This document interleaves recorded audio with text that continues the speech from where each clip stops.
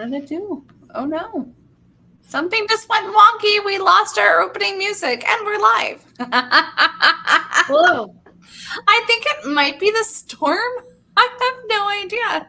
But hello. How's it going? This is the funniest thing ever. It's just a Ta-da! I just watched the replay on Instagram and it's literally like this and then it is you up here. That's fine. It's my magic trick. I was doing it on purpose. You did such a good job. Good job, Amber. Yeah. Thank you very much. Well, happy freaking Monday. Oh my God. How did the Tonys already come and go? Happy post-Tony's Monday, Post-Tony's part of depression.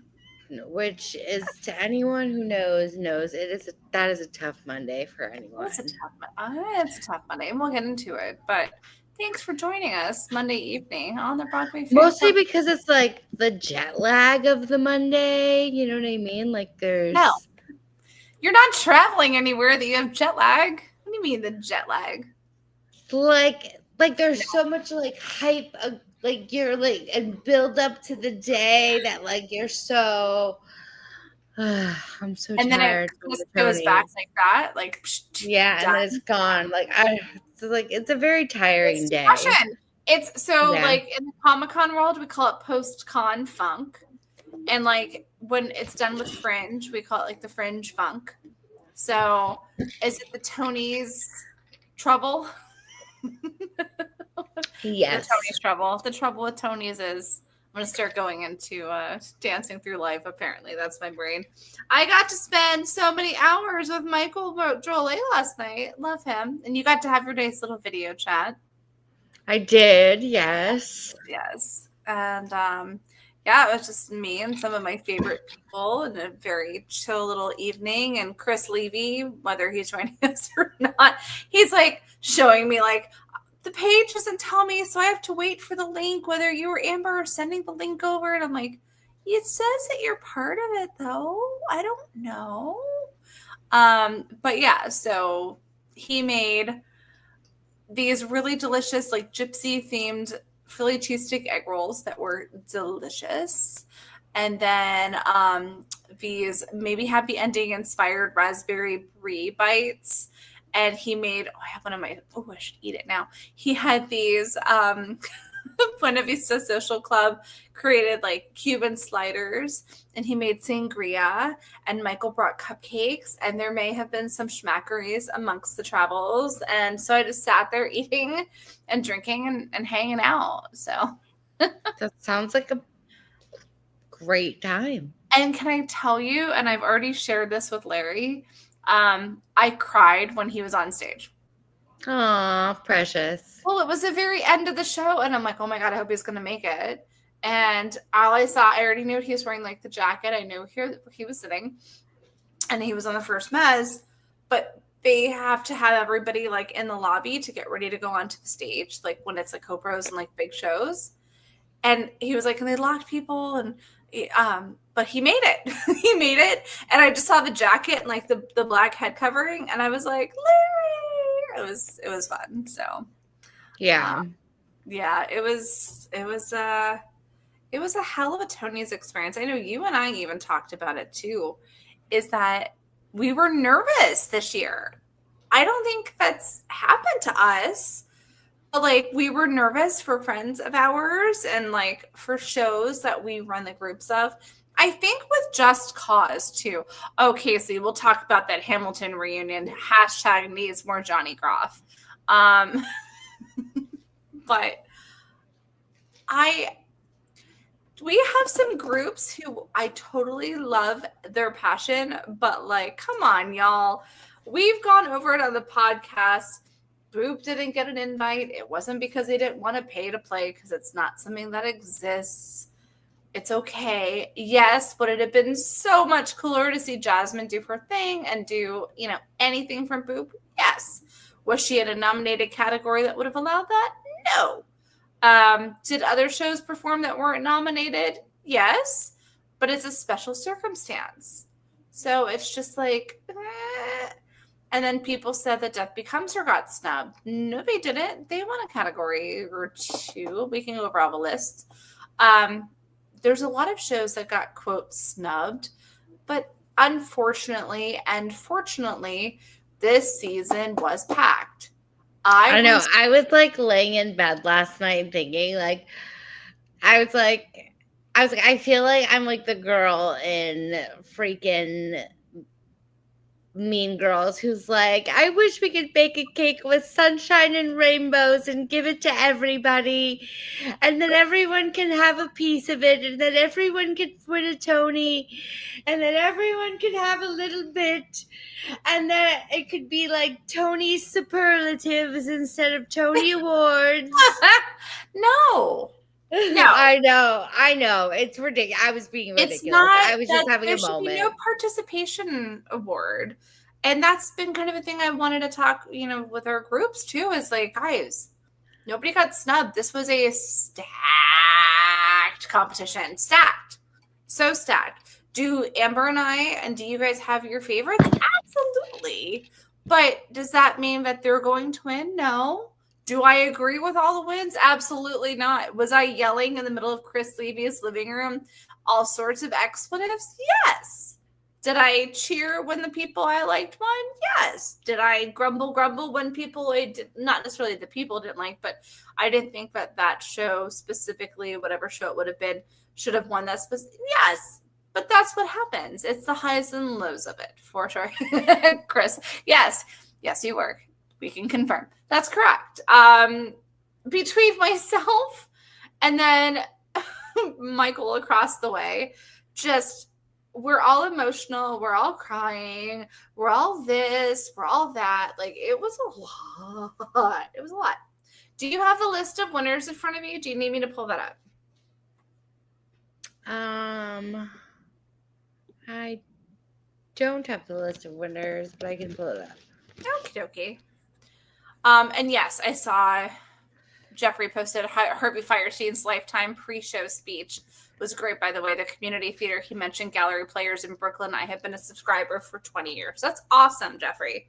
Harvey Firestein made I think there were some really impassioned speeches. Some of them weren't necessary. Some of them were 100% necessary, or some of them, thanks Tebow on Grindr, like go Cola Scola.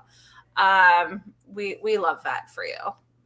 Yeah. But, all right. I have the list. Same, but okay. Chris says same, but also not Purpose No Mary or like Apples and Bridges. Not even the same genus. Ooh, Chris Levy, you get in there.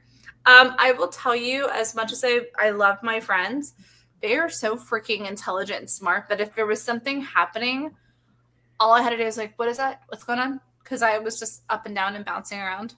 Did you find it, Amber? Yes. Go on. With? Reading the list. Well, where would you like me to start? Start at the very beginning. It's a very good place to start. Do you want me to pull up the list? Well, do you want me to on business? Dead air. This is what? Do you want me to start with like the big shebang, or do you want me to start with like the end? No. Start with like go in the order of how are they listed? I don't know. Let's put it to a vote. Comment section. Do you guys want to talk about the big shebangs, or do we want to talk the little bit ones, like more of the techie stuff first? I'm curious what they think. Yeah. I don't know. Do we want to talk about the big guys out of the way? Presentation order. Okay. Presentation order. I say presentation order. I kind of agree. I agree. And the list that I pulled up was in order of the big shebangs, which is why I was like, I don't want to read this list. Mm-hmm. So I'm going to go to the bottom. The bottom. She's so angry that she has to go to the bottom. Oh, do you want to talk about your new furry friends while you're doing that? Oh, sure. I'll actually go get them. So Amber has, and I'm sending emails as we speak. Amber has been, puppy sitting, and she had the Chihuahuas that we affectionately called Oliver and Claire. And then she has been fostering new giant fluffy puppies that she is about to retrieve. Oh my God. They're even cuter IRL. These are the fluffs. And Amber's cleavage, for those of you watching. You're playing your best Jennifer Savard. That was rude. Anyway, so these are the fluffs. Hi, Fluffs. We are lovingly calling them Raoul, Christine, and the Phantom. Yes, we are. You have to repeat that louder into the laptop. So Amber and I, when she first picked up the puppies technically have names. And we were like, well, no, we need to do this like trend of, Broadway puppies, because hello, everybody, and even the cats got in on it too. Right. Herbine, but she was like, what if we did this? What was the first one you said? Norma, Max, and Joe, which I think is brilliant because there's two boys and a girl. But they're fluffy and cute, and then you think Sunset Boulevard, like blood and darkness, and especially Jamie Lloyd, like very like artistic. And I'm like, I would see like Dobermans being named after Sunset Boulevard, but I'm like, fluffy little cloud puppies need like cute names. And then I started being really facetious because Amber was like, what if we just did Christine and Raoul and Phantom? And I was like, yes. And she goes, but I thought that that's too dark because they need to be cute names. And I was like, nope, that's a total exception. And then I went straight down the rabbit hole of, well, what if we did Toby and Sweeney and Nellie? And what if we did this and this and this? And then so I'm very appreciative that the puppies are affectionately being named after the Phantom. Yeah, so that's where Franklin, Charlie, and Mary. We missed a Marilyn option. Oh, that would have been cute. This is why we keep Chris Levy around. Yeah. That's a cute one. That might have to, I don't know. I'm going to leave that might have to be the replacement. That might have to be the one. Yeah. That might be more fitting for them. Or making the executive decision. Franklin, Charlie, and Mary. Okay. Executive decision, fine. It's overruled. I appreciate it anyways. This is Chris Levy. You just need to be the official dog and cat namer. All right. She is going for the knuckles. All right, go on. Back to the list at hand. Mm-hmm. So we start with best sound design of a play, which went to Paul Arditi, Stranger Things, The First Shadow. They did good last night. They did really well. Absolutely. They did great. Then we had Best Book of a Musical, which went to Maybe Happy Ending, Will Aronson, and Hugh Park, who, by the way, I read their stats last night. Maybe Happy Ending was nominated for 10 and won 6. 6, yes, correct. And Darren's little outfit, amazing. Yes. Yeah, he looked like a band leader. Yes. Then we had Best Sound Design of a Musical, which went to Jonathan Dean's Buena Vista Social Club. Which was incredible. Their performance was beautiful. Beautiful. I grew up in South Florida, so like going to Cuban clubs and stuff like that is the vibe. 100% the vibe. Best orchestrations went to Marco Paglia, Buena Vista Social Club. Mm-hmm. Best choreography, Patricia Delgado and Justin Peck, Buena Vista Social Club. Yes. Best lighting design of a play, John Clark, Stranger Things, The First Shadow. Agreed, because Absolutely. Again, magic on stage. And if you guys haven't watched the Netflix documentary of how Stranger Things was made, like they did a full thing over in the West End, it is incredible. And I cannot wait to see it. Cannot wait. Best lighting design of a musical, Jack Knowles, Sunset Boulevard. Yep. Which is interesting. And I'm going to interrupt you for a second. Yeah. I know you are a massive Sunset fan. Yeah. I was shocked. Now let's read down the list of who is possibly of it, like who is a nominee. Jack Knowles of Sunset Boulevard, Tyler Michelot with Buena Vista Social Club, Scott Zielinski and Hubie, geez Louise, Ruby Horn's son for Floyd Collins, Ben Stanton for Maybe Happy Ending, and Justin Townsend for Death Becomes Her. I would have put money on Death Becomes Her for lighting simply because of the freaking stair scene where they have, you know, the full stunt flipping upside down and it's flashes and strobes and beautiful. Sunset to me, with no disrespect to Jack at all, was lighting. Here's my camera in my face. Here's the camera out here. I'm driving a car.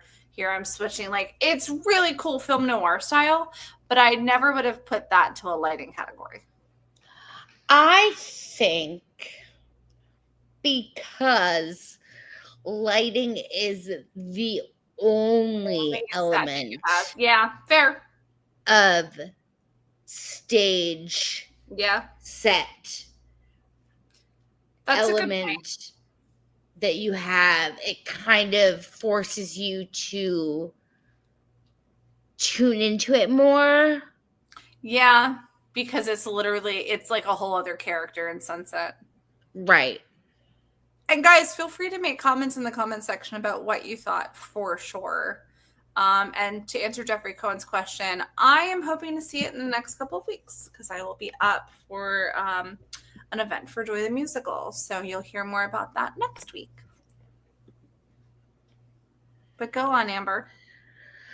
And then we had Best Scenic Design of a Play, which went to Miriam Weather and 59 of Stranger Things, The First Shadow, which totally sense. Because everyone was like, oh, it's going to go for the picture of Dorian Gray. There's no set. There's no scenic design. Right. It's video screens, which clearly they won a whole shitload of other stuff. But yeah, for sure. Yeah, absolutely.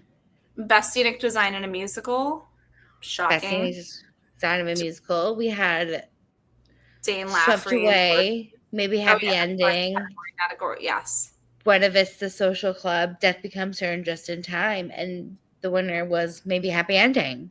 And I worked my way through each one, and I still am struggling.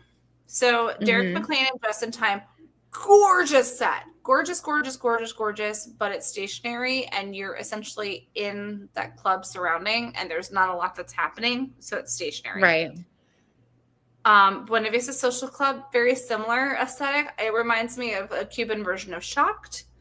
Swept Away, my obsession with the boat, and your obsession with the boat, and feeling the wind and the gusts coming through while you're sitting in the seat and watching a giant ship flip over in the middle of the Longacre, and the way that it was facilitated with the SS Little Boat, like that blew my mind. But also I can see from a perspective of that's the only set design that you have. Right. Death Becomes Her, where Derek McLean comes in, multiple set changes. So I thought that was a high contender. And Maybe Happy Ending, again, one of those things, like once you and I talked about it a little bit, I was kind of shocked about what actually is going on behind the set design. So like what we see on stage is just the forefront of everything going on backstage, just like a network behind the stage. So I think that's cool. Right. But, and like Brian was showing me like all the other stuff and like, this is how it's made. And Chris Levy, since he's very active in our comment section right now too, says, if Life Were Fair, Rachel Hawk would have won for Swept. I would have loved to see Swept take something because those boys have worked their asses off. But also we can talk about, you and I have talked about this with Maybe Happy Ending with some of our members stating this is what they've heard Maybe Happy Ending. This is the canon. This is what people believe. So a lot of people believe with Maybe Happy Ending, either Claire and Oliver are right brain and left brain. So you're literally watching a brain network. Or I've heard the most popular one is that it's a couple who's met later in life, and this is how they see themselves, and they're suffering through dementia, very similar to The Notebook. Chris can actually touch on that too. I'm threatening to have him on the show one of these days. But as far as like, well, but why is Claire coming over again to get a charge? Didn't she hardwire her charger? Spoiler alert. Didn't she hardwire her charger into her room? So you can't, like, forgetting memories doesn't change physical stuff. And I was like, oh, that's a good point too. But I personally, my favorite part of the maybe happy ending scenic design is when Des randomly pops up from places. Right. That's can't go wrong with like No. a sexy man and a smooth jazz voice popping up in places. Pop up. I'm gonna sing now. But one of my favorite moments from this past season was what they did on the Tonys, but you know, at the theater, where they have the piano raised from the center and the orchestra is on that spin table. That's beautiful. The, you know, Firefly is in the audience, and I'm glad that they showed Des with the wand with the light, even though it did seem, maybe you'll concur, that there was a little bit of a technical difficulty with the Firefly in the jar. Did you notice that? Yeah. Because it turned on and it turned off, and like you could see Darren's face, and him and Helen were trying to hold it. But yeah, it was just it was an interesting. Okay, cool. So I wasn't. Casey said we noticed that too. Chris, hold on. What did you say? I feel like on the Tonys, we saw what the maybe happy ending tour will look like. I agree. 100% agree. It makes sense. And I think it translates well. But yeah, ultimately it went to maybe happy ending. All right, let's move on because I interrupted numerous times at this point. Then we have best costume design of a play, which went to Marge Horwell, The Picture of Dorian Gray. Which I mean, there's no reason. I was just gonna say there's like 100 freaking costumes in that show. Yeah, there's no question that should have that was correct. Yeah. Best costume design of a musical, which also was correct. Paul Tazwell of Death Becomes Her. Very correct. I am stuck on Chris's comment. I'm going to post this and I'm going to let that settle in. Chris Levy with the zingers tonight. Also, if John J. Gallagher hadn't dissed Nicole Scherzinger, he'd still be alive today. This one will take a while. I'll wait. Go on. Moving on. Best original score went to Maybe Happy Ending, Will Aronson and Hugh Park, who again is single. But also, here's my question on this one. I'm going to question every single decision. And I saw Patty posted it, one of our members, and I agree. To me, best original score should go to the show that I cannot stop singing songs and that have memorable songs. The Dead Outlaw, I have a couple of songs that play constantly in my head. Definitely Death Becomes Her. Mincemeat, I didn't get the opportunity yet to see Real Women Have Curves. But the other shows had more stand-out music that I can play on, you know, like, I don't know. I did not agree with this one. I knew it was coming, but I didn't agree with it. I don't know. Maybe Happy Ending was like an earworm in my head for a very long time. So. Well, you could not freaking wait. Could not wait. So. Yeah. So, I mean, I can't disagree. I can't disagree with the choice. No. Again, different strokes for different folks. Mm-hmm. But go on. What's next? Best performance by an actress in a leading role in a play went to, of course, Sarah Snook in The Picture of Dorian Gray. Yes, it did. Sure did. Best performance by an actor in a featured role in a play went to Francis Yu in Yellowface. Yeah, which well-deserved for sure. Well-deserved. And that tuxedo he said he's had for like 40 years. Is that what he said? Yeah, I think so. Crazy. All right, Chris, are you ready? Chris, are you ready? Chris, are you ready? What? Chris, are you ready? What? Best performance by an actor in a featured role in a musical went to Jack Malone, Operation Mincemeat. I mean, And I the was crowd freaking- went wild. And the crowd went wild. So, and also, I don't know if anybody knows this, but I happen to be scoping out Tom D'Angora's Facebook reels because why not? He always has the best pictures. Jack's suit was all parts of the Dear Bill letter. And So it his, was embroidered. and his dog, it had a Yep. his Italian Greyhound on it as well. Yep. Yeah. First of all, Jack Malone is just a fabulous human being. One of those individuals that is just an all-around good person.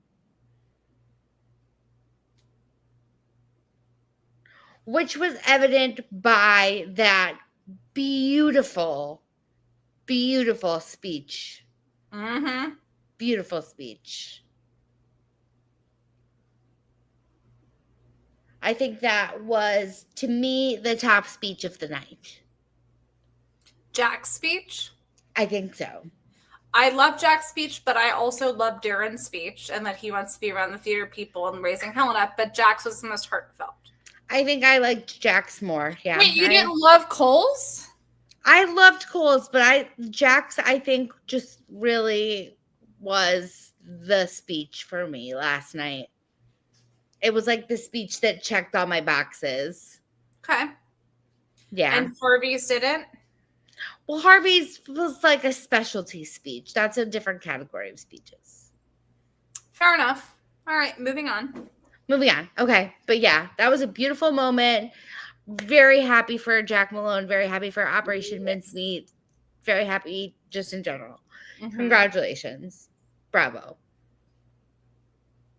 Best performance by an actress in a featured role in a play went to, for the second year in a row, winning a wonderfully well-deserved Tony, Kara Young in Purpose. And I believe, if I'm not mistaken, it's either her 4th year or 5th year nominated in the same category. I believe her 4th year. Yes. Yeah. So, Oh my God. phenomenal. I am just, this is going to happen. Talking about Cole's speech. Chris says, can you get that guy from Grindr as a guest? We'll try. Where's Tebow at? Right? Absolutely. Chris also had his Operation Mincemeat, what you say, red from Redbubble, an Operation Mincemeat shirt. It was pretty cool.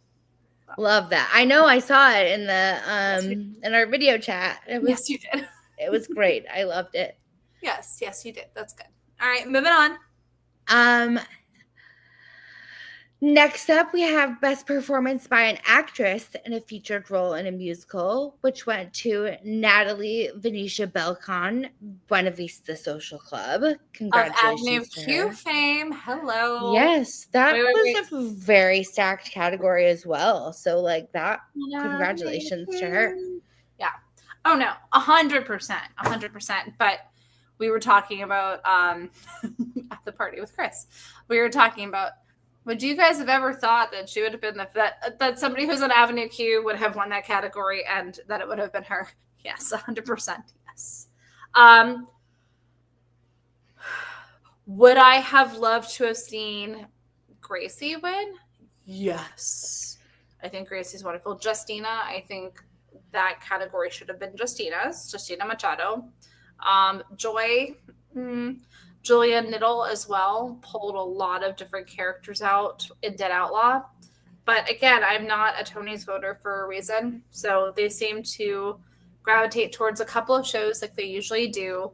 And then there were a couple of little surprises along the way. But I think Natalie definitely kicked some ass in Buena Vista Social Club for sure. Yeah, definitely. All right, what's next? Next up, we have Best Play. And the winner of that was Purpose. Yeah. Which I think surprised a whole bunch of people. Yeah, absolutely. Then we had the Best Revival of a Play, which went to Eureka Day by Jonathan Spector. Which I will say, Chris called and is reading the book. So the book of Eureka Day is very fascinating too. I want to send me the link of the list that you're reading through because mine is all over the place different. I'm on playbill.com. Oh, and I'm on CBS. How dare they not have the correct information like in order for me? Shame, shame. All right, moving right along. Oh, and says I thought Best Play would have gone to O'Mary. I definitely think that was a contender, but it is very hard as a comedic show to win Best Play. It's kind of rare. Right. It's kind of rare. Yeah, it is. Yeah, absolutely. I agree. No, pretty crazy. Sorry, the puppies are up to no good. Well, they are adorable, and they are now named different names, so now you've confused them. Yeah. Actually, you talk for 1 second. I'll be right back. I have to talk for 1 second. Just 1 second. Please, I do so much talking. But yeah, so I'm hoping that everybody I saw some pictures and some menus of people and having their Tony's party. Amber said she was throwing her own little pity party, so it was great. But it's been really interesting this year for sure because it's so stacked. But I think we very much all had our favorites. I see Olivia, you're posting about Natalie and Nicole, and I agree. Like, Nicole's performance last night, and I will say that the people that were at my party, we were kind of good. We were kind of split between Nicole and Audra's performance, and I think even between Amber and I, we were split. It was hard to hear Audra. She seemed slurry and drunk, character-wise, and I saw a lot of people posting on main pages, and I've seen a lot of people in our groups posting, but 90% of the performances that they saw during the Tonys last night, including people that are in our chat right now, did not, it didn't encourage people to want to go see the shows. So I'm messaging. Casey is hiding in our back room here. So she just messaged me. She was making adorable faces. We can see her. That's the best part. You guys can't see her. All right. So anyway, back to where we were. Oh, excuse me. We have to wait to comment on Nicole and Audra, which is going to be the big okay. Sorry. Oh no, that's okay. We can also talk about the In Memoriam because it was. I'm going to talk about this for a second. I'm going to get on my soapbox, and I did it last night. First off, love Cynthia Erivo for a host. It felt very SNL to me, which is a little bit weird. Ariana DeBose hardly got any kind of applause when she walked out to do the presentation, which is weird. The costuming designs for Cynthia were very unique. On this press tour with the second part of Wicked, and this is something Michael and I were talking about, we're talking about the ruby slippers. So generally she's wearing a lot of red. Her and Ariana Grande are wearing a lot of stuff that's meant for the second act of Wicked.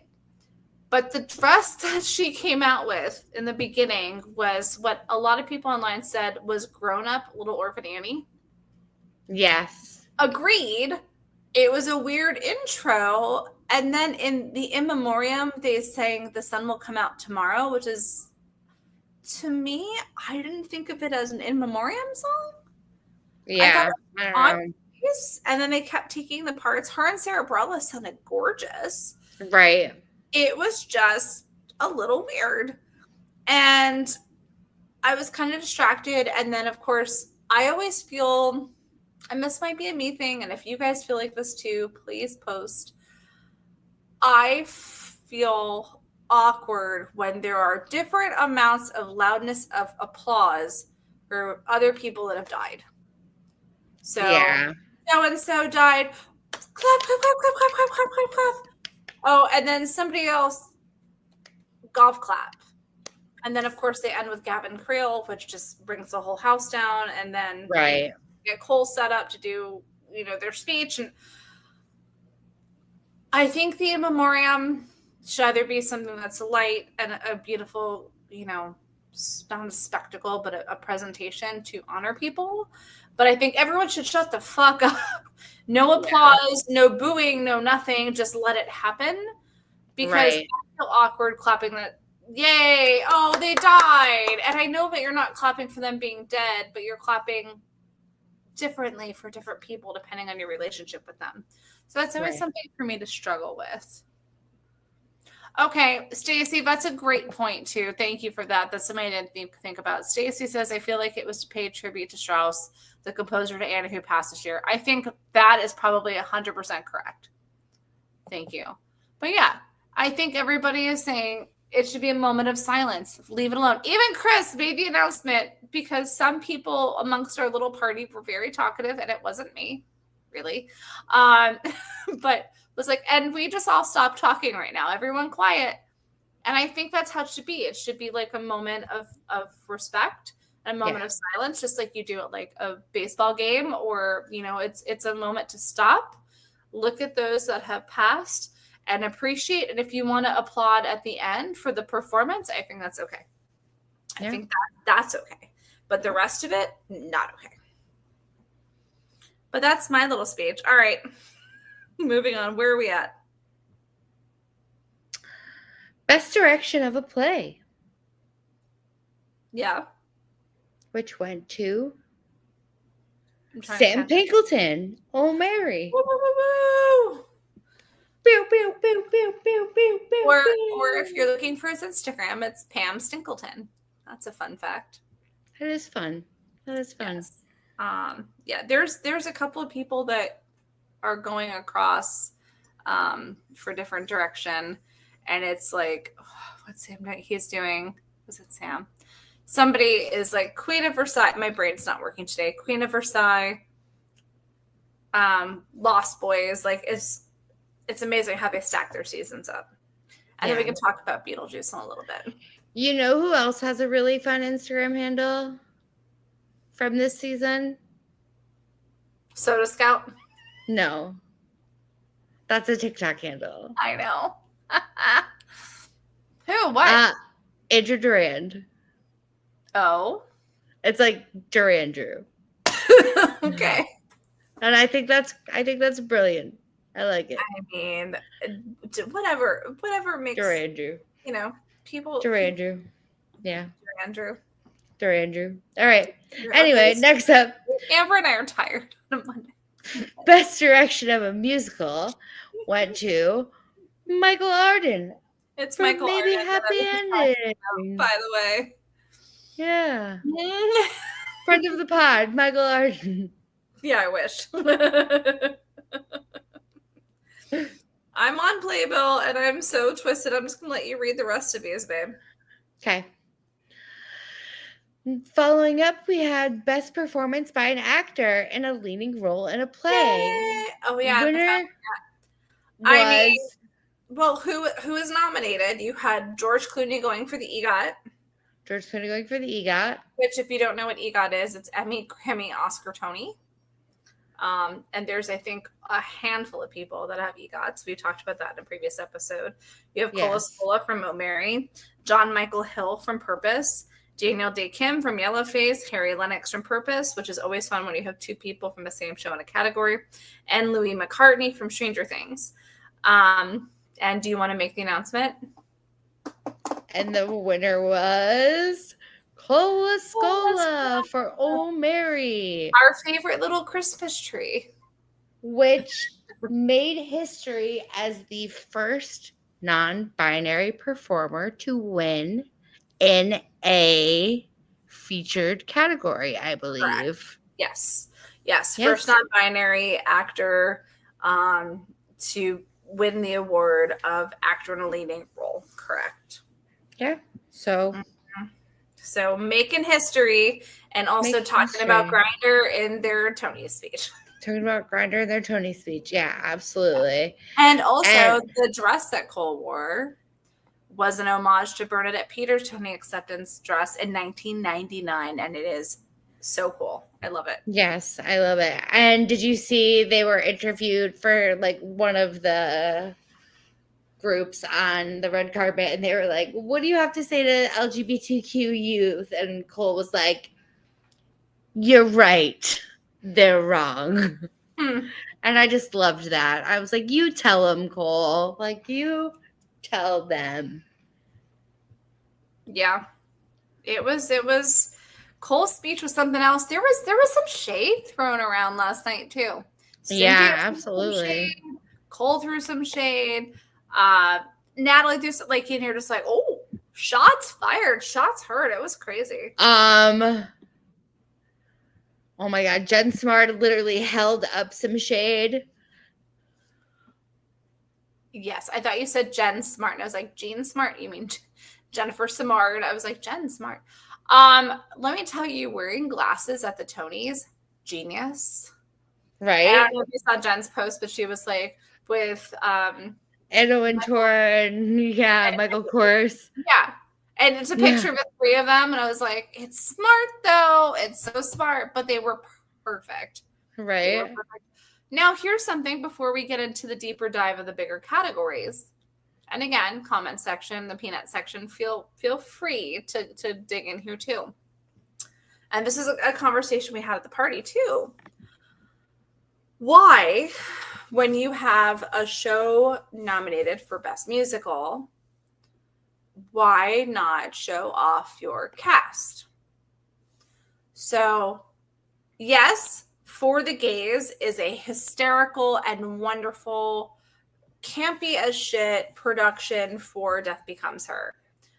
A lot of other people thought they would do Tell Me Ernest or something else. Some people thought that Jen was going to come out in the middle of For the Gays and do her That Was Rude thing that's gone viral.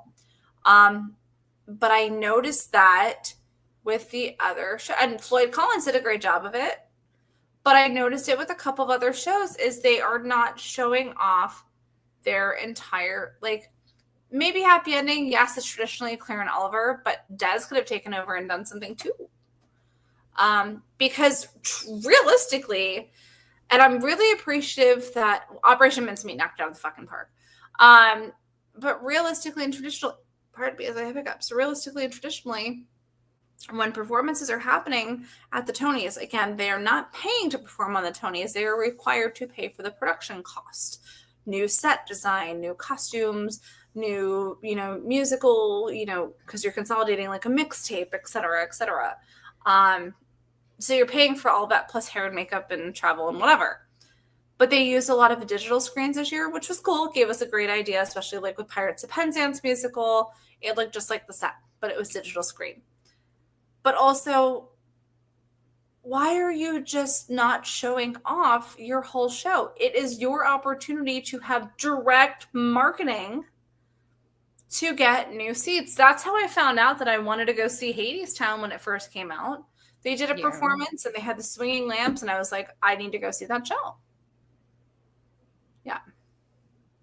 And yes, James, the digital screen worked fine for America. Yeah. Or Operation Mincemeat.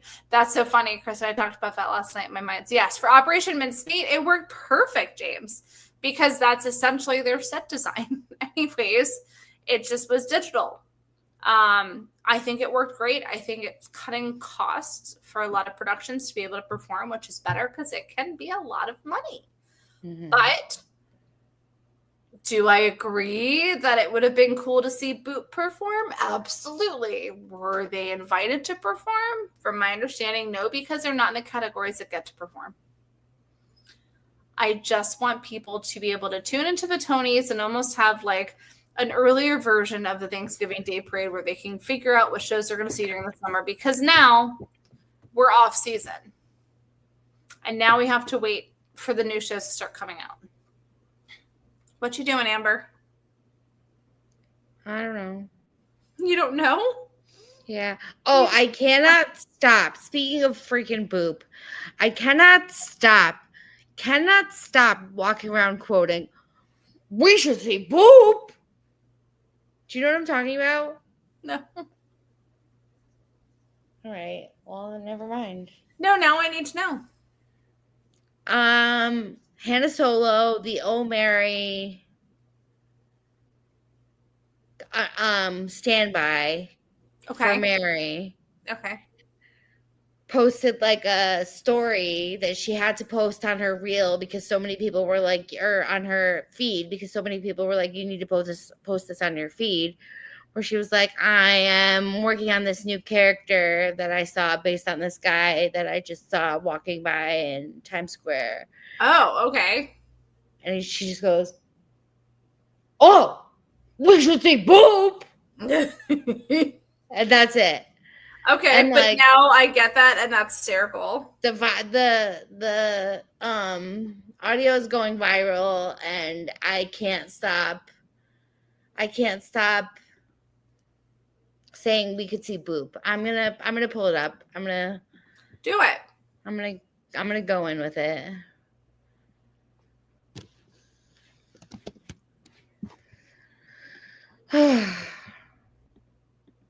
Don't sigh at me. You need to tell us because my friend Jake made we could see boob cupcakes and I don't get it. I didn't get we could see boob cupcakes. Chris, did you take them and not share them with the rest of the class? How rude. Yes, Amber and I are so very drained. So very drained. I am desperate. Let's while you're looking up Tony stuff, let's put it this way. I happened to be going to New York when it's first preview for Heathers. I was like, oh, another party. Excuse me, Chris Levy. But I was like, well, I really want to go to Heathers. Y'all, all the tickets are sold out. $700 for a freaking ticket to go see Heathers at New World Stages. Resale. That's wild. Resale. What? I say what? Like what? It's insanity. Heather's Nation is. But I do have. I don't even think Amber knows at this point. Amber, guess who I talked to today? I saw it. Andy Fickman, the one and only incredible director of just so much, but right now actively directing Heathers, is potentially going to be a guest once they open. So we're very excited. And Chris Levy, he threw us a party that was rude. But we weren't there, so it doesn't matter. Elliot, we were in New York City yesterday to see Sondheim's Old Friends, which was outstanding. We meandered over to Radio City to see the activity. Lots of limos and tuxedos. Oh, yeah. Last year, I was sending pictures and videos from when it was at Lincoln Center because it's crazy over there, the whole complex. And because Lincoln Center is surrounded by like all sorts of crazy, they had all the streets blocked off, and you had like the media row, which is where all the television stations and radio stations and like the talent tents. It's always really fun because it's the red carpet. This is our Super Bowl, our Oscars, our whatever you want to say. So it's really kind of fun and fascinating, especially when you have friends on the inside who were sharing pictures and you're just like, hi, I am very jealous. Elliot asked, was Bernadette at the Tony Awards? I didn't see her. Did you, Amber? I did not. So I don't know. And something that also I don't know if a lot of people know, the Tony Awards, even if you're nominated, here's the traditional stance of it. Every ticket at the Tony Awards has to be purchased, whether the producer of the show is purchasing it for the staff, like the cast, the crew, the production, the creative, or you are responsible for it on your own. You have to purchase a ticket for each and every one. There's really no discount. Nominees are going to be there. Clearly, that's a thing. But like everybody else, that's why a lot of shows do like a cast party and they watch and then everybody goes parties afterwards. So I don't know. But I will say I would love to find somebody who won the lottery. It was like $500. I think Cynthia was up in like the rafters when she was presenting that giant pink sequin puffball dress, where she was like a glamorous flamingo.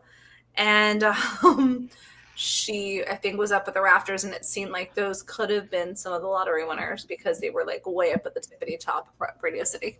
Yeah, $450 lottery. Yeah. Still crazy, and it's black tie, and of course, but the better part is once you're not in the orchestra, if you're in the mezzanine, you can come and go as needed because the TV, like the cameras scan over you. Yeah. So, all right, moving right along, Amber. Moving right along. Next up, we have Best Revival of a Musical, which went to I don't know. Sunset Boulevard. Excuse me, it's Boulevard. No, it's Boulevard. But Tom Francis sings it as Boulevard. He does not. He does. Did you find that video, by the way? I'm like trying to get it to open, but my computer's being stupid. And the nominees for that category were Floyd Collins with Tina Landau for the book, Adam Guttell, Gypsy, and Pirates, which I enjoyed Pirates of Penzance musical. Did they pick the right song to perform? No. Yeah, it was a little lackluster for sure. A little lackluster for shizzle. Yeah, could they have done Pirate King? Absolutely. Could they have done the Major Modern General? 100%. David Hyde Pierce was there. Like he was in that character, ready to go with all the daughters, and I was a little bit shocked that that's not what they performed. But they did a good job. Jinx didn't get the laughs and applause like they usually do at the actual show, and they're like, maybe I'm just a Jinx. Right. And speaking of Jinx Monsoon, did you see the rumor that is circulating amongst our Bratty Curls Club and O'Mary? Yeah, I don't buy it. So it is rumored that Jinx is going to be taking over Mary Todd Lincoln for Cole Escola and Titus. So we'll see what happens. It'll be interesting. Oh, that's funny. Olivia says, Sunset Boulevard, when I went yesterday, I sat on Orchestra Road G where Tom comes in for Act 2. Yes, Olivia, I don't know if you got a chance to listen to our show, months ago. But Amber very specifically purchased the 2 aisle end seats right at the entrance and was like hyperventilating. Oh my God, I'm shaking, because we were watching the whole thing and they walked in and, Tom's right there and everybody's right there, to the point where like I waved to the ensemble members that are part of our group as the doors closed. But it was really cool. It's kind of a very interesting take. All right, what's next? Next up is Best Performance by an Actor in a Leading Role in a Musical, which went to none other than Darren Criss. And that category was massively stacked. You had Andrew Durand from Dead Outlaw. I think the flashier shows are not really getting a lot of love this year. Like, that's kind of what I saw. It's more of the broken down shows. Tom Francis from Sunset, Jonathan Groff from Just in Time, James Monroe Iglehart, which is a surprise for a lot of people, for A Wonderful World, the Louis Armstrong musical, because it was such a short run, and Jeremy Jordan for Floyd Collins. So yeah, Darren won. I think they said, was it the past 3 years? There's been 3 each year for the past 3 years. A Glee alum has won, because 3 years ago, Alex Newell won for Shucked. Last year, Jonathan Groff won for Merrily. And then this year, Darren Criss won for Maybe Happy Ending. So it's kind of cool. Oh my God, I didn't get a notification on my post. Cheyenne Cook, I'm going to throw you up here. Girl, we start at 8 o'clock every Monday night unless otherwise noted. Always 8. So if you guys don't get a notification for something, just know that you can find the Broadway Fan Club podcast on our Broadway Fan Club page on Facebook, our group on Facebook, on YouTube under the Broadway Fan Club, or on Instagram at the B-Way Fan Club. So we're constantly out there. Oh, Chris Levy, I would love to say I agree. Chris Levy says next year will not be Leah Michelle. I said what I said. I would love to agree with that, but I cannot confirm nor deny. Before we get into, well, let's do Best Performance by an Actress in a Leading Role. And then before we go into Best Musical, I want to talk about the Jonathan Groff moment, but we'll wait. Let's go over Best Performance by an Actress in a Leading Role in a Musical. The nominees were Megan Hilty for Death Becomes Her, Audra McDonald for Gypsy, Jasmine Amy Rogers for Boop the Musical, Jennifer Smart for Death Becomes Her, and Nicole Scherzinger for Sunset Boulevard. The winner was Nicole. I said what I said about the Audra performance from Gypsy. I won't say controversy, but the controversy that's kind of been around was everybody has been petitioning. There was an actual petition put around for Jasmine to perform from Boo, which I think would have been amazing. Huge ensemble, though. I don't know. But every actress in a leading role except for Jennifer Simard performed, because Megan performed for the gays, Audra performed Rose, like Rose's turn. Jasmine hadn't performed, nothing was performed by Boo. Nicole obviously sang her Knock the House Down solo. And Jen didn't get a chance to perform because they did for the gays. So I see people's options of being upset, but it's kind of, it is what it is. We're not there. It was done for a reason. So, but yeah, let's talk about good old Johnny Groff. Wait. What? Please hold. Did you find the video? Are you ready? Mm-hmm. Character I created based off of a man I saw in Times Square. Oh, well, we could see Boop.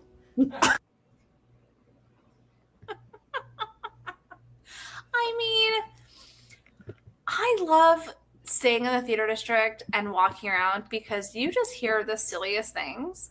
Or like, oh God, what was it I heard a couple of weeks ago? So Hannah Solo is brilliant. Like, I just need to preface that. Like, Hannah Solo is brilliant. A brilliant comedian. Yes.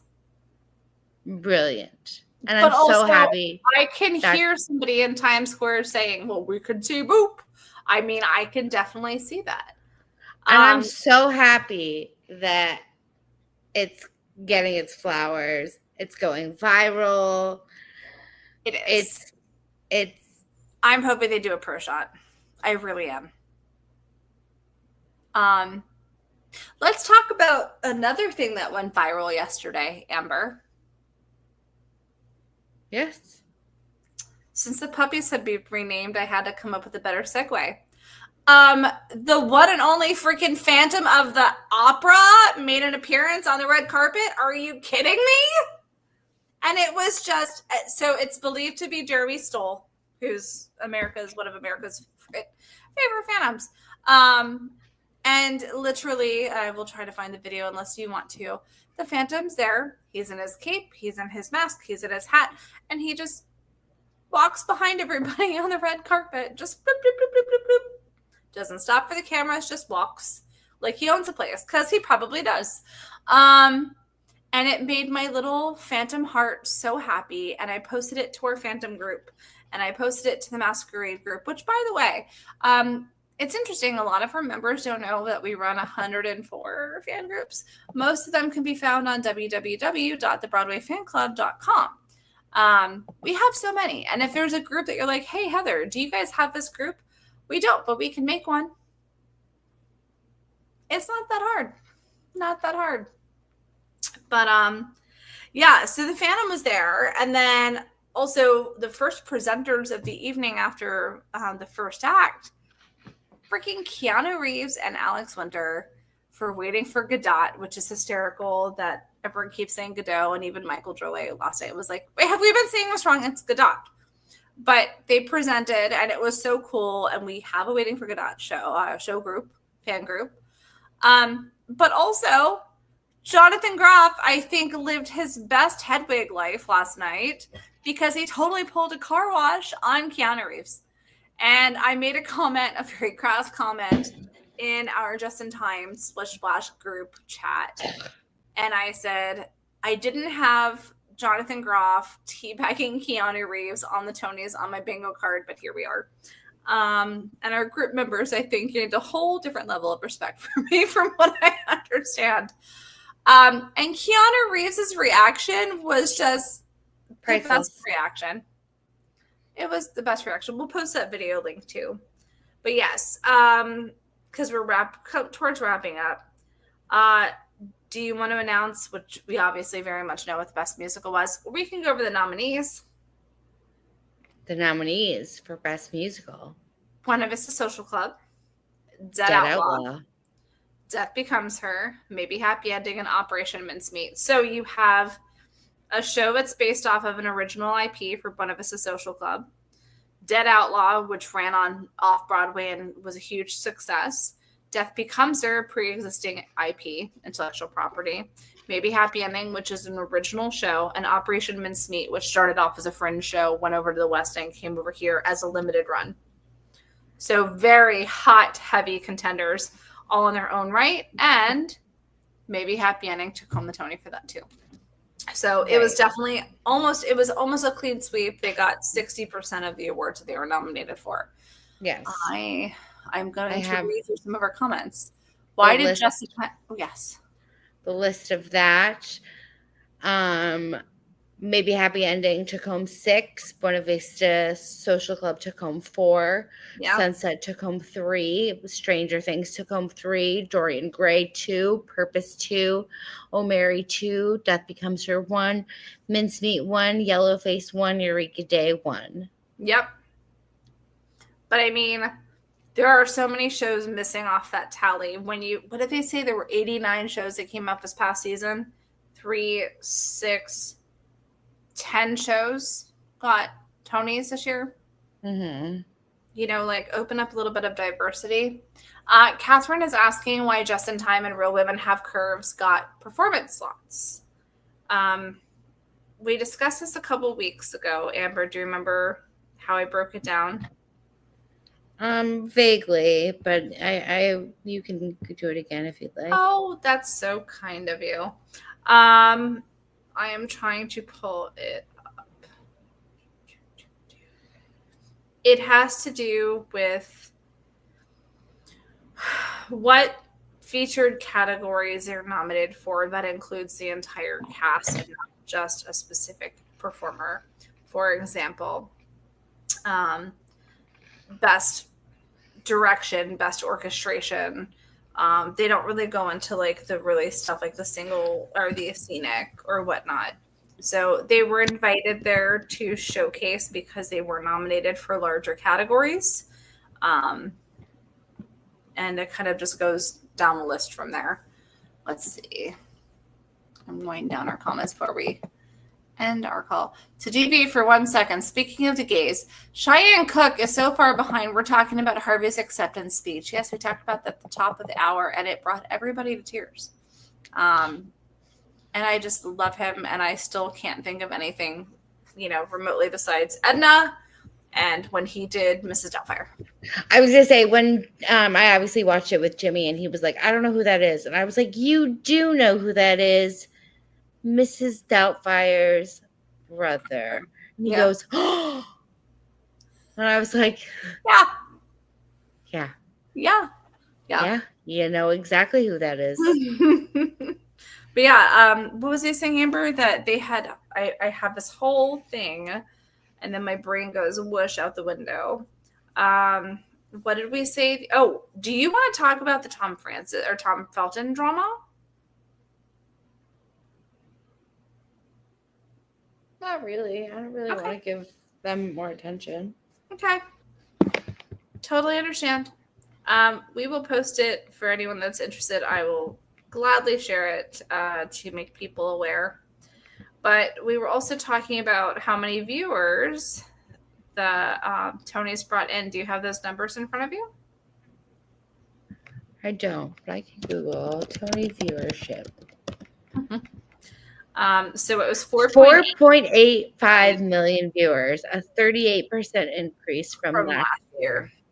And it's a significant increase since it's the streaming audience on Paramount Plus. It was an increase up 208% year over year. Yeah. So, but they also said this was the most lucrative season of Broadway in history. And then you have to wonder, is it because of tickets like Othello tickets that are like $800? Right. People are going to the theater more. I will say the houses have been really full. Yeah. Really, really full. So that's kind of encouraging. So it'll be really interesting to see how next season plays off because there's a lot of 80s stuff like Heathers, Lost Boys, Mystic Pizza, if it finally transitions over. So I'll be really curious. Plus, I'll also be curious to see what happens with Wicked, since people are still leaving Wicked after the first act because they don't want to ruin the movie for themselves. I can't. Can't either. Can't either. But we have already run over time. We have so much more to talk about. Thanks to Casey in the corner over there, sharing to all of our wonderful fan groups. Don't forget, guys, again, you can check out all of our groups on the BroadwayFanClub.com. You can also get yourself some bling. She's on top of it. Go to the BroadwayFanClub.etsy.com and buy yourself or your friends or your family or your neighbors or your enemies or your stage doors some custom bracelets. What's your favorite one that you have on there right now, Amber? Honestly, I don't think there's there's one that I have on here right now that's my favorite one. I think take one off and show a close up of one. But I don't have one that's on here that I'm feeling. I think I'm like really feeling like the Sempre Viva Death Becomes Her gem one right now, which are sold out right now, but I can make new ones in the drop of a hat. To make some more. But yes, check out the BroadwayFanClub.etsy.com. It is how we make money to pay for our StreamYard to keep this show going. So if you love us, buy a bracelet. They are $10 right now. And you can get them custom. And they don't even have to be Broadway related. You can, as Amber dies, they can be birthday, anniversary. Wrong pipe. Oh, that's not good at all. And then also, I have to add the additional one. On top of our wonderful hotel partners at the W Times Square and the Westin Times Square, where you can enter the promo code E7103, we are proud to announce that we are bringing in a new hotel, which I stayed at last time, which is the Element Times Square, right off of 39th. Our promo code is like 3 letters. Let me pull that up because I was not prepared. Shame on me. It's 5, like the number 5, LC. So like Elsie, moo moo moo moo. And you will they will give you a great discount on top of it. So check out, we have 3 different hotel partners. If you're looking to travel, I have personally stayed at these hotels, so I can tell you how incredible they are, how close they are to the theaters, and how safe they are. And comfortable beds and good sized rooms because I am claustrophobic. But go check them out. Check us out. We are here every Monday unless for some reason we can't be, and we will always let you guys know. So Cheyenne Cook put us down on the books.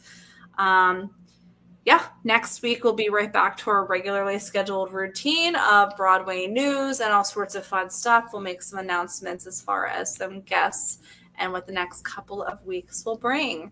Amber, do you have anything to add? No, I'm taking a freaking Tony's nap, man. Tony's tired. Tony's tired. Oh, we're just going to come up with our own category of just weird shit that happens to your body after the Tonys. It's a lot. And we weren't even there this year. We'll be there next year for sure.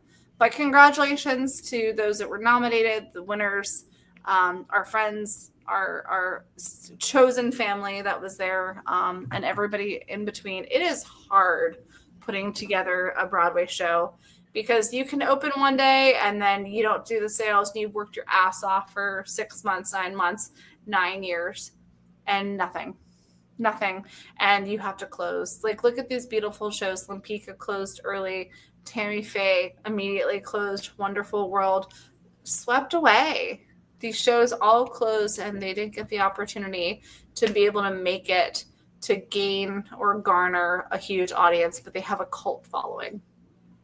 Amber, what? It's like you're in my brain. Why? Because you just said Lempicka. Yes. I was just about to say, and also shout out to Amber Amon for continuously having the best Instagram feeds, navigating these like events and these things, because she was at the Tonys last night, obviously sitting behind Gail and Oprah, and her coverage on it was just out of this world. Also, can I say Gail's neon green dress, obsessing. The choices, and I'm just going to go into this for a moment. I have a problem if you're a costume designer and you are not properly wearing your costume / outfit for the night. Some of them did some really good stuff. Some of them didn't. I will not be calling out any names. Also, can I just say, since we just talked about different people in the audience, freaking Adam Lambert. Oh my God. I love him. The initial singing and kicking some ass and then presenting with Charlie D'Amelio, which I didn't think she needed to be on the stage. She doesn't like speaking publicly, and she's in Aunt and Juliet. I love Adam. People are like, why is he there? It's just Adam Lambert. I was like, well, one, he was the MC. Two, he's doing Jesus Christ Superstar with Cynthia Erivo in LA. So he's going to be there. Also, our little baby, Ali, was there doing the presentation too. So it was nice to see literally our friends up and doing some cabaret representation. Yeah. Some cab representation for sure. Yeah, definitely. For sure. So we'll see what next season brings, but we will see you guys next Monday. So when Broadway's dark, we keep that ghost light burning. But check us out. Yes, we have so many more new group chats amongst our fan groups. If there is a fan group you're part of that doesn't have an active chat, reach out to me or Amber. We will start one for you guys right away. Thanks always to Casey. We appreciate you. We love you. And Amber, you're just the worst ever. I'm going to eat a sandwich. I'm going to go eat a sandwich and then some leftover melting pot. Okay. Love you guys. Have a great week. Hit us up if you need us. You know we're always available. Let's see what happens next season. I'm curious. But have a great night, everybody. Ciao for now.